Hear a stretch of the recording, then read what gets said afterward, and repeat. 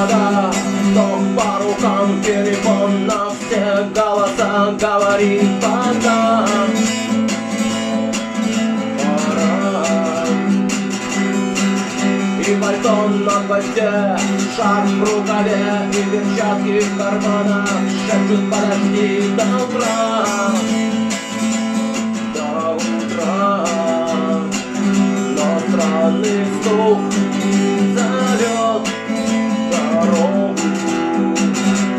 Может, сердце, может, стук дверей.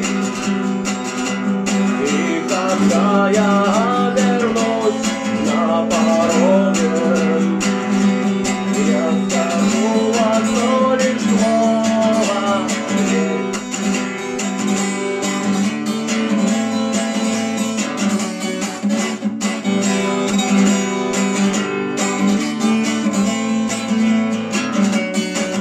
и опять на вокзал, и опять к поездам, и опять проводник выдаст белье и чай.